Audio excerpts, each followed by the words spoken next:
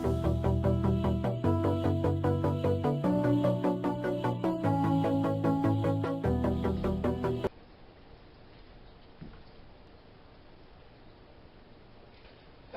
and welcome to this video. Today we are going to be doing our Muscadine Berry wine. And the ingredients we're going to be using this are relatively simple. We're going to be using 2 pounds of table sugar, 4 pounds of wild muscadine grapes,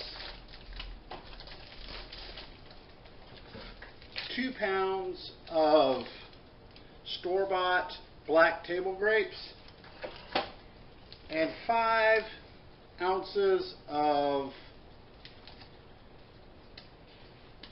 mulberries. That's the word I was looking for. 5 ounces of mulberries. I'm going to be using a wine yeast. I'm going to be using an LV7. See that I'm getting refrigerated. Okay, I've got the yeast. I had to grab my glasses for reading purposes. Mangrove Jack's LV7. I chose this yeast because it tops out at about 13% alcohol without any nutrient, and you can squeeze about 15 to 18 out of it using nutrient.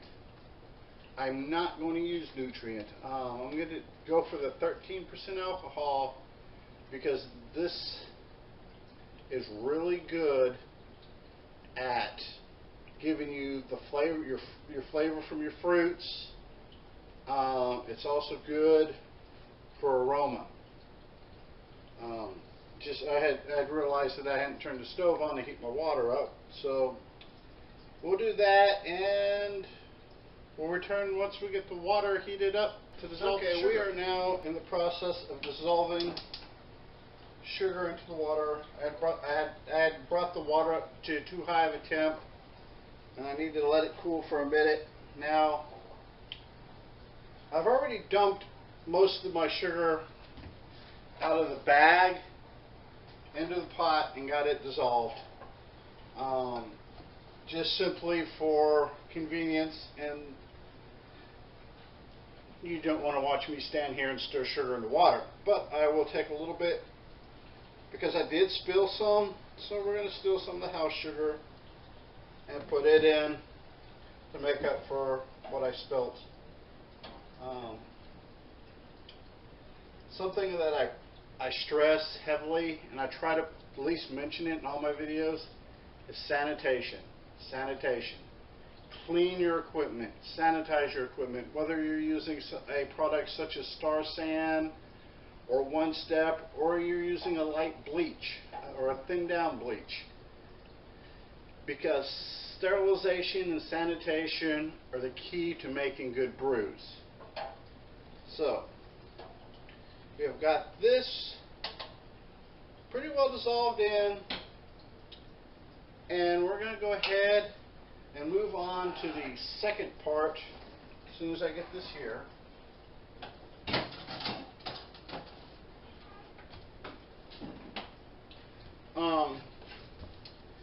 As you noticed earlier in the video, my mulberries and my grapes are all frozen. The reason for that is I'm going to be pulling out a kettle. I'm going to boil water in the kettle, then I'm going to be taking the frozen mulberries and grapes, and we're going to be dropping them into the boiling water. What has happened is when you freeze them, the juices and the liquid within the fruits expands and breaks through the tissue of the fruit, allowing you to extract more juice from your fruits. Now, by taking them and dropping them into boiling water, what you're going to cause is you're going to cause an explosion. Anytime you take something frozen and put it in something hot, you get an explosion. It's going to be contained in the freezer bags, So when I open them up and I go to process them, I'm going to have just that much more juice to work with. So until we get to the dropping into the boiling water portion, I will be back then.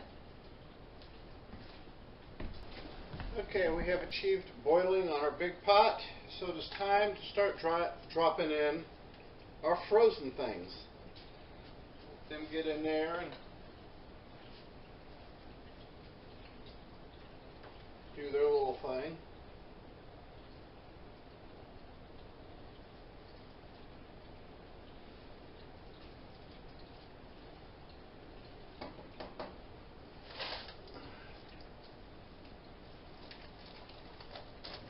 Okay, we may have to do this in a couple of batches because, well, my pot's not big enough.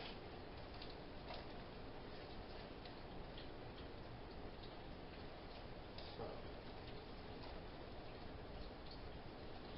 let these get in here and get... Then what we're going to do is after we get these boiled pretty good and get all that juice melted and our fruit tissue destroyed, I will be setting up on the other side of the kitchen here, and we will be putting them in the blender with a little bit of water, mushing them up, extracting the juice. Then we're going to put it in the fermenter, and hopefully by that time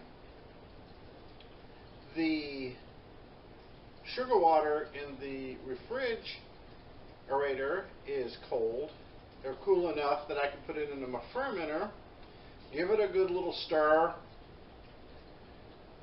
do a hydrometer reading, and get my then pitch my yeast. Okay, we are now at the portion in which we take and we start putting our fruits into the blender.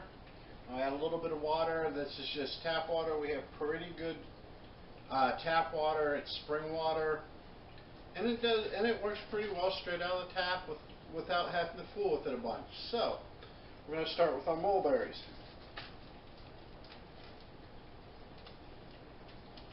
Assuming I know how to use a pair of scissors correctly.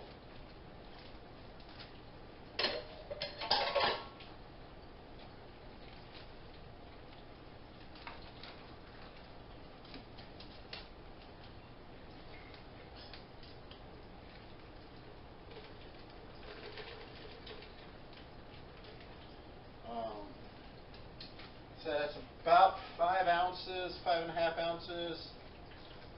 I think it's somewhere between the two. I believe it's a little bit more than 5 ounces proper and a little bit less than 5.5. So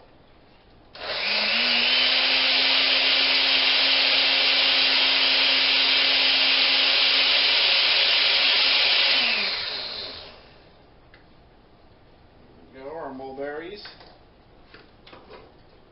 And yes, my countertop has been sterilized, so it's just one of my things that I do. Take our mulberries, put them in our fermenter.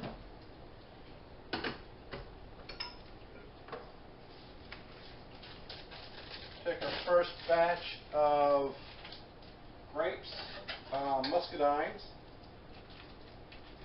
We're not going to put the whole 2-pound package in right now.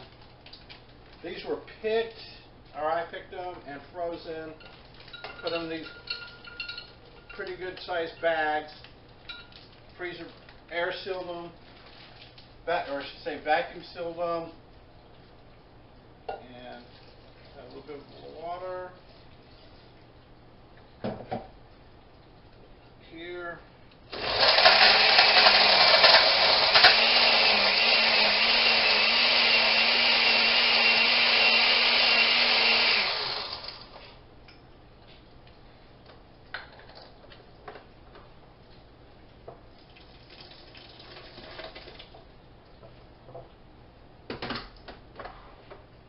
It smells, I mean, it's already smelling really good, and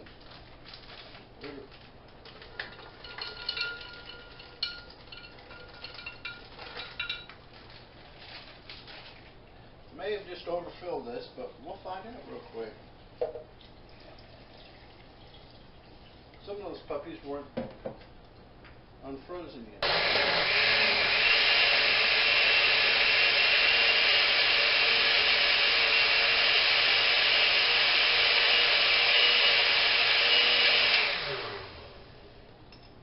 Now that we've got the last of our fruit put in, we've got almost 1.5 gallons right now of liquid. I'm going to go ahead and I'm going to give it a stir before I put my sugar water in to get the muscadine or the mulberry and the grapes all mixed together real good. For those people that have watched some of my other videos, you know I'm a fan of leaving bits in and letting them settle out and siphoning off. It's just me. You don't have to do that.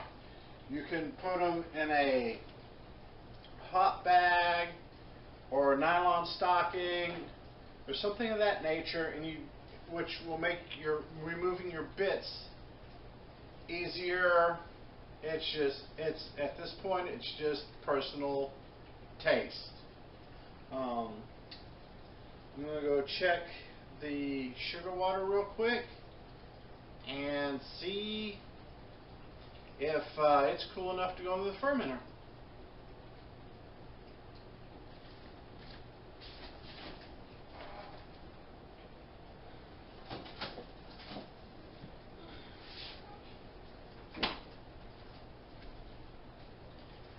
We are back.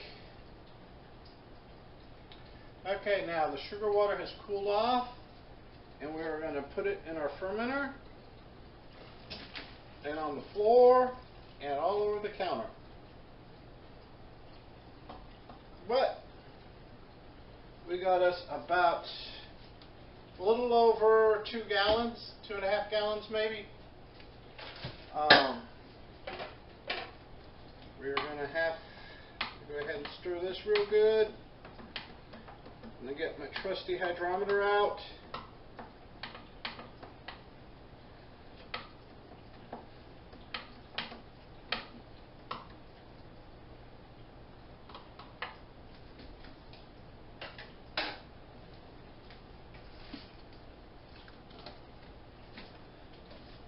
Sterilized, cleaned hydrometer.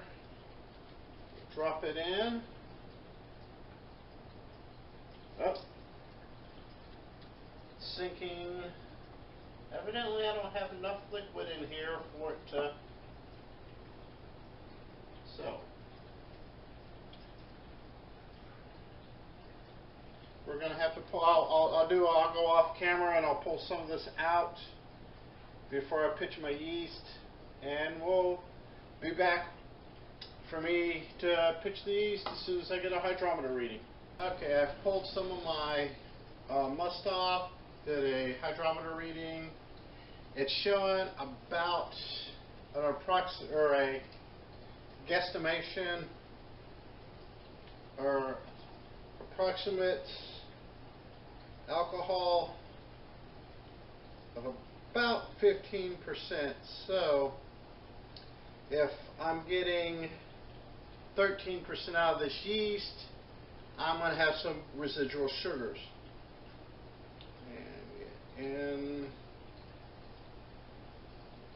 it's looks like 1.110 for those who keep score on that, but it's about 15% or so.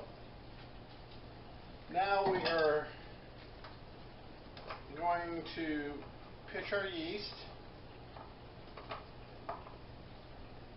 Like I said, this is Mangrove Jack's BV7 wine yeast. So, I do that. Open this up. Sprinkle it in. And I'm going to give it, we're good. that soak in. And probably in about 2 weeks we'll have our initial on. If I can get this lid on. In about probably 2 to 3 weeks we'll have our initial taste test. We'll rack it and do an initial taste test, and probably in a few months we'll have a fairly mature, fairly decent wine, hopefully. So until next time, better brewing, peace, love.